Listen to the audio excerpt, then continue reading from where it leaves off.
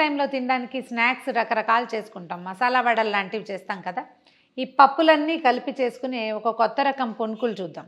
ఇవేంటంటే వడ అని అంటారు కానీ వడలాగా మన అప్పచ్చిలాగా రాదు, పునుకుల్లాగానే వేసుకుంటాము. బాగుంటుంది, సరదాగా ఇంట్రెస్టింగ్గా ఉంటుంది చేయడానికి, తినడానికి కూడా. కొంచెం హై ప్రోటీన్ కాబట్టి రాత్రిపూట కాకుండా కొంచెం ఈవినింగ్ స్నాక్ లాగా లేదా మార్నింగ్ పిల్లలకి బాక్సుల్లో చేసేటప్పుడు పిండి గ్రైండ్ చేసి ఫ్రిడ్జ్లో పెట్టుకుంటే 2 రోజులు 2 సార్లుగా వేసుకోవచ్చు. 1-2 డేసేనండి. ఇవాళ గ్రైండ్ చేస్తే ఇవాళ, మళ్ళీ రేపు సాయంత్రం, అంతే, అంతకంటే ఉంచకూడదు. దీనికి ఏంటంటే ఈ పెసలు ఉంటాయి కదా, పెసలు కానీ పొట్టు పెసరపప్పు కానీ వాడుకోవాలి. పెసరపప్పు 1 పాలు, ఈ కప్పు అనుకోండి, ఏదో ఒక కప్పుతోటి 1 కప్పు పెసలు అయితే 1/2 కప్పు కందిపప్పు, 1/2 కప్పు. తర్వాత 1/2 కప్పు శనగపప్పు, 1/2 కప్పు మినపప్పు జిగురు కోసం. ఈ మిగిలిన 3 పప్పులు రుచి కోసం అన్నమాట. ఓకే కదా, మళ్ళీ చెప్పనా? పెసలు లేదా పొట్టు పెసరపప్పు 1 కప్పు, 3 అరకప్పులు వేసుకోవాలి కందిపప్పు, శనగపప్పు, మినపప్పు. అయితే 1/4 కప్పు బియ్యం కానీ, లేదా బియ్యం వద్దులే అనుకుంటే 1-2 స్పూన్ల బియ్య పిండి చివరిలో అయినా యాడ్ చేసుకోవచ్చు. వీటిని ఏం చేయాలంటే పప్పులన్నింటినీ శుభ్రంగా 2-3 సార్లు కడిగేసేసి బాగా కాసిన వేడివేడి నీళ్ళు పోసి నానబెట్టి వదిలేయండి. కనీసం ఒక 4 గంటలు నానితే చాలా ఫ్లఫీగా బాగా వస్తాయి. మనకు అంత టైం లేదనుకుంటే 2 అవర్స్ హాట్ వాటర్ పోస్తే 2 గంటలు నానబెడితే సరిపోతుంది. పప్పులు నానబెట్టేశాక అది ఇగో ఇలా ఫుల్గా తయారవుతాయి. అన్ని గింజలు బాగా నానిపోయినాయి చూడండి, చక్కగా ఉన్నాయి మెత్తగా. వీటిని ఇదిగోండి, పెసర గింజ ఎట్లా నానిపోయిందో. ఈ పెసలు వేయటం వల్ల ఏంటంటే ఇందులో పొట్టు ఉంటుంది కాబట్టి మనకి సరిపోతుంది. కానీ బియ్యం వేస్తే కొంచెం క్రిస్పీగా వస్తాయి, అవి కొంచెం కరకరలాడుతూ వస్తాయి. పైన క్రిస్పీగా, పప్పులన్నీ ఉంటాయి కాబట్టి లోపల మెత్తగా వస్తుంది. ఇది హెల్దీ థింగేనండి. కాకపోతే కొంతమందికి పప్పులు అరుగుదలకు రావు కదా, ఎవరికి అరగదో వాళ్ళు మరి కొంచెం అల్లం ఎక్కువ వేసుకుంటే సరిపోతుంది.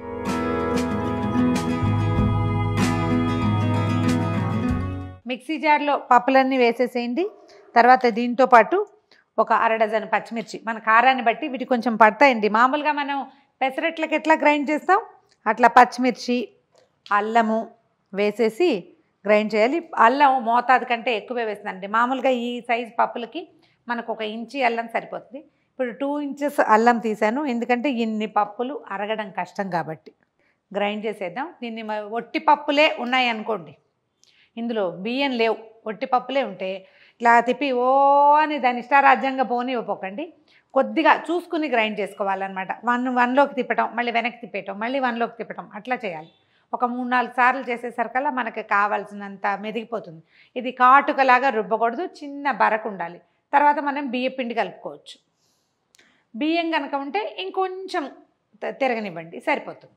మనం ఏ కొలతతో పోసామో అందులో ఒక చిన్న కొలత అన్ని నీళ్ళు పోయించాలి. 1/4 కప్పు, అంతకంటే నీళ్ళు అక్కర్లేదు, ఎందుకంటే ఇది లూజ్గా అయిపోతే సరిగ్గా రావు మనకి. ఇదిగోండి, మనం పిండి రుబ్బేసాము, బరగ్గా ఉంది కొంచెము, ఇది ఎక్కువ మెత్తగా చేయకూడదు. అయితే మనం ఇవన్నీ పప్పులు ఫ్రెష్ పప్పు ఇప్పుడే కదా తీసాము, అంటే ఇప్పుడే గ్రైండ్ చేస్తున్నాము. ఇది వేయగానే కొంచెం కొయ్యలా ఉంటుందనే ఫీలింగ్ వస్తుంది. అందుకని జనరల్గా ఏం చేస్తారంటే సోడా వేసేస్తారు. ఇందులో సోడా వేస్తే చక్కగా మన మైసూర్ బోండాలు ఉబ్బినట్టు ఇంతంత లావును వచ్చేస్తాయి. బట్ ప్రతిసారి ఇది వాడకూడదండి. శనగపిండికి తప్పనిసరిగా అది పొంగదు కాబట్టి ఏదో వేసుకుంటారనుకోండి.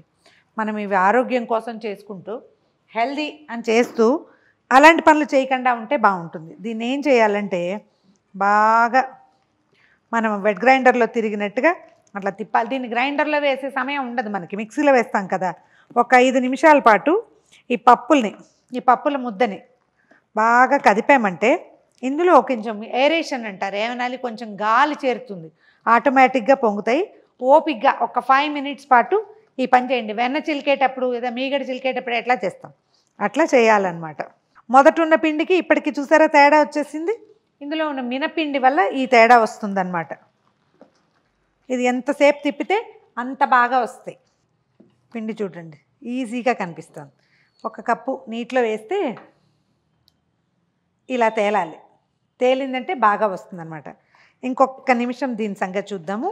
అప్పుడు ఇందులో ఉప్పు, ఇందులోకి మనం ఆల్రెడీ అల్లం పచ్చిమిర్చి వేసాం కాబట్టి కారం అక్కర్లేదు, కొంచెం జీలకర్ర, తర్వాత ఏమో కాస్త మిరియాల పొడి, కొత్తిమీర. ఉల్లిపాయలు ఏం వేయక్కర్లేదండి, ఊరికే ఒక శాస్త్రానికి ఒక చిట్టి ఉల్లిపాయని సన్న ముక్కలు తరిగి వేస్తే వాసన బాగుంటుంది అంతే. ఎక్కువ ఉల్లిపాయలుగా చేసుకోక్కర్లేదు. ఇంకొకసారి వేద్దాం చూడండి. చెండులాగా తేలుతుందా? ఇలా తేలితే ఎక్సలెంట్గా వస్తుంది. మీరు గారెలు వేసేటప్పుడు కూడా ఇంతేనండి. గారెల పిండి రుబ్బేసుకున్నాక ఆ గారె పిండిని ఒక 5 నిమిషాల పాటు ఒకసారి తడిచే చేసుకోవటం, బాగా కొట్టేస్తే బ్రహ్మాండంగా వస్తాయి గారెలు, చాలా బాగా వస్తాయి. మసాలా వడలు వాటికి కూడా అంతే. సో ఇప్పుడు ఇందులో దీనికి సరిపడా ఉప్పు వేసుకుందాము. మన పిండిని బట్టే కదా,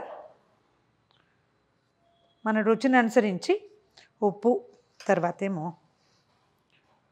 ఒక 1/2 టీ స్పూను జీలకర్ర, ఒక 10-15 మిరియాలని దంచాను. ఎక్కువగా మెత్తగా కాదు, కొంచెం బరగ్గా, అది కూడా వేస్తా. ఇవి డైజెస్ట్ అవ్వడానికి బాగా పనిచేస్తాయి అన్నమాట. స్టవ్ వెలిగించి నూనె పెట్టేద్దాము.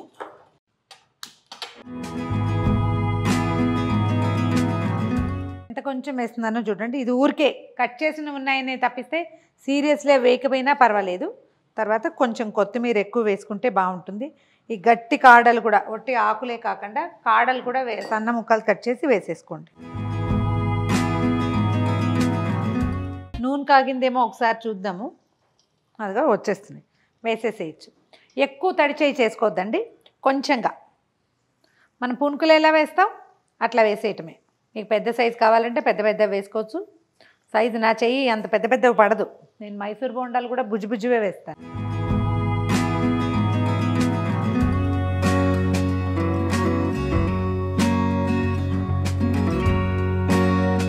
ఈ సైజు చాలదనుకుంటే పెద్ద వేసుకోవచ్చు, ఎవరి చాయిస్ వాళ్ళది.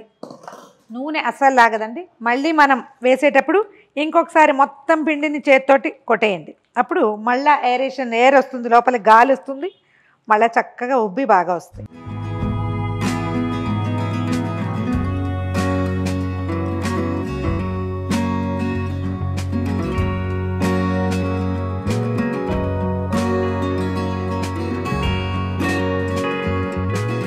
మనం పునుగులు వేసిన ప్రతిసారి పిండిని బాగా కొడితే చక్కగా గాలి లోపలికి వెళ్తుంది, బాగా ఉబ్బి చక్కగా వస్తాయి.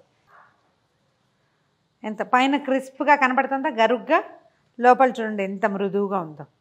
నిదానంగా కాలుతుంది, లోపల బాగా సాఫ్ట్గా వస్తుంది. ట్రై చేసి చూడండి. ఇవేంటంటే ఇంకా పెద్దవి మనం మైసూర్ బొండాలాగా ఇంతంతలా వేస్తే లోపలంత ఉడకదు. అందుకని ఈ చిన్న సైజు, ఇంత మీడియం సైజే వేసుకోవాలి. నైట్ టైం టిఫిన్గా మాత్రం దీన్ని పెట్టుకోవద్దు, ఇవి అరుగుదలకి రావు. పొద్దున లేదా సాయంత్రము బాగుంటుంది. అయిపోయిందండి, తీసేద్దాము.